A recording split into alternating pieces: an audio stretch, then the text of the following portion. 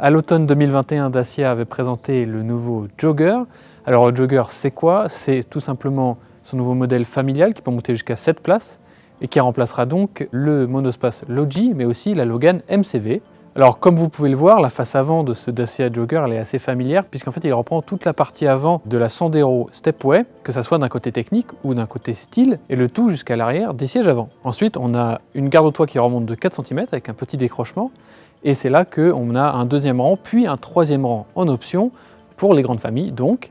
Aujourd'hui on vous présente ce Dacia Jogger dans la version la plus élevée en finition extrême, avec le moteur 110 chevaux essence et surtout les 7 places pour vraiment vous montrer de quoi il est capable. Mais en plus de ce côté familial, eh bien, ce Dacia Jogger il surfe aussi sur la mode des SUV avec beaucoup de petites touches un peu baroudeuses, avec un sabot à l'avant, avec des grandes arches de roue en plastique noir et aussi avec des barres de toit qui sont modulables. Alors malheureusement c'est pas comme sur un Kangoo, il faut utiliser la petite clé qui est dans la boîte à gants de la voiture, un peu comme un meuble Ikea, mais elles peuvent supporter une fois mises en place jusqu'à 80 kg. Pour le reste des aspects pratiques de ce Dacia Jogger, eh bien on va prendre tout de suite place à bord. Mais avant ça, comme d'habitude, n'oubliez pas de nous laisser un petit pouce bleu sous la vidéo et bien sûr de nous retrouver sur nos réseaux sociaux et sur autoplus.fr.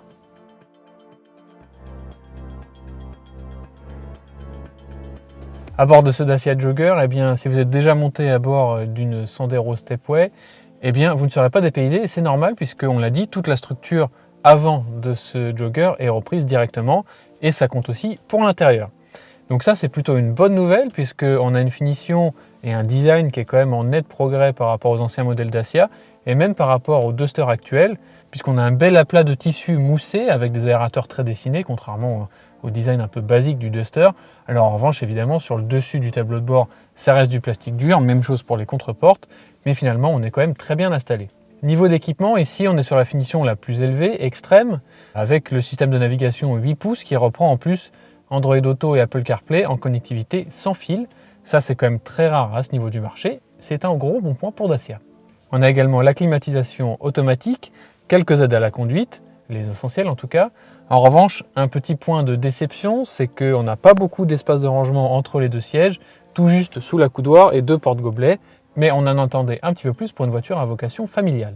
Un petit point pratique en revanche, le support de téléphone qui est inclus avec un port USB juste derrière pour pouvoir connecter directement à l'écran central.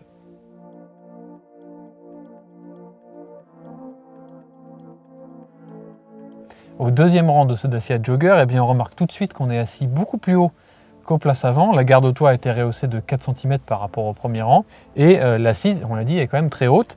Ce qui fait que malheureusement les tablettes aviation qui sont quand même bien pratiques, eh bien pour les adultes c'est compliqué puisqu'elles touchent les genoux directement. C'est plutôt à réserver aux enfants. Pour le reste on a quand même pas mal d'espace puisqu'on peut glisser les pieds sous le fauteuil avant et la place du milieu est tout aussi praticable puisqu'il n'y a pas de tunnel de servitude.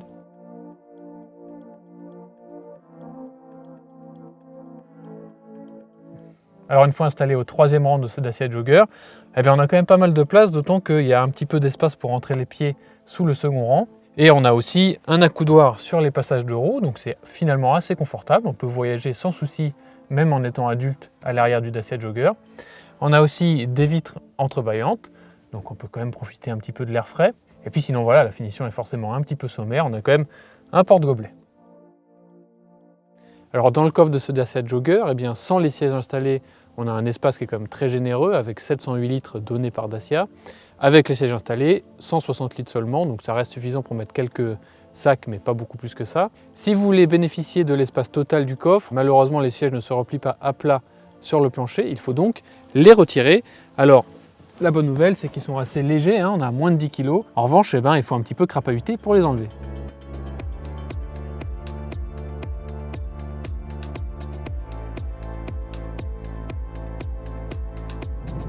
Alors en volant ce Dacia Jogger, on va commencer par ce qu'on connaît. Ce qu'on connaît, c'est le moteur TCE 110 chevaux, qui est largement suffisant pour cette familiale, malgré ce qu'on pourrait penser, parce que le Jogger ne pèse que 1200 kg, et quand même bien moins que des concurrents comme un Scénic ou des choses comme ça. Et du coup, niveau performance, eh bien, ça suffit largement. De toute façon, pour l'instant, il n'y a pas de moteur plus puissant sur la gamme, puisque l'autre moteur, c'est l'EcoG 100 chevaux, qui est à bicarburation GPL essence. Et donc finalement, ça serait même plutôt cet EcoG qui serait recommandé pour la plupart des gens, puisque en passant en mode GPL, eh bien, on fait quand même de belles économies au quotidien en termes de prix du carburant. Et en plus, on a l'autonomie des 2 réservoirs qui peut atteindre jusqu'à 1000 km. Quand même assez sympa quand on part en vacances. En revanche, eh bien, évidemment, quand on est à 7 dans le Jogger, si vous voyagez souvent chargé, là, les 110 chevaux seront quand même pas trop, notamment sur l'autoroute. Alors, ce 3 cylindres, en termes d'agrément, eh bien, il n'y a pas vraiment de surprise. Il est assez bruyant ici, d'autant qu'on n'a pas toute l'insonorisation qu'on pourra retrouver sur un modèle Renault classique.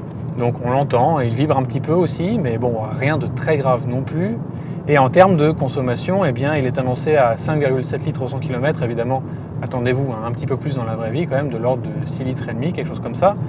Le labo AutoPlus fera les mesures dès que possible et on vous en dira un petit peu plus à ce moment-là. Il reste aussi assez volontaire. En revanche, un défaut dans le caractère de ce 110 chevaux, eh bien, sous les 2000 tours minute, il y a quand même un gros trou de puissance. Et dès qu'on passe le cap des 2000 tours minute, le couple a tendance à rêver un petit peu tout d'un coup. Heureusement, la boîte à 6 rapports manuels est quand même plutôt bien étagée, donc on peut naviguer autour, mais voilà, c'est quelque chose à garder en tête quand on roule avec. Niveau confort et suspension, eh bien, sans surprise, on est quand même typé assez souple ici, pas question de dynamisme sur la route. Mais du coup, le confort est assez probant, d'autant que même avec les grandes jantes de cette version extrême, eh bien, il y a quand même pas mal de flancs de pneus. Les roues sont assez hautes et du coup, en plus avec la garde au sol typée SUV, il y a pas mal de débattements. Alors évidemment, la caisse bouge un petit peu, mais d'un point de vue confort, on est quand même très bien installé. En plus de ça, on l'a dit tout à l'heure, même sous la barre des 19 000 € pour cette version extrême, eh bien, ce Jogger est quand même très bien équipé. On a même des sièges chauffants, on a Android Auto, on a quelques aides à la conduite, voilà. Vraiment pas grand chose qui manque par rapport à une voiture qui serait beaucoup plus chère. Et si vous voulez même revenir plus à l'essentiel, si vous n'avez pas besoin des sièges chauffants et de tout le reste, eh bien sachez que ce Dacia Jogger, il commence même sous la barre des 15 000 € dans la version essentielle, alors qui pour le coup n'a quand même pas la clim non plus, donc n'est pas pour tout le monde, mais enfin, c'est des prix défiant toute concurrence pour une voiture pouvant accueillir jusqu'à 7 personnes. On vous donne d'ailleurs rendez-vous sur la chaîne AutoPlus pour l'essai de ce Dacia Jogger en version entrée de gamme très prochainement. Et en attendant, on peut quand même dire que le rapport qualité-prix, le rapport équipement-prix, qui est comme d'habitude la cible de Dacia, eh bien, est extrêmement bien réussi sur ce Jogger.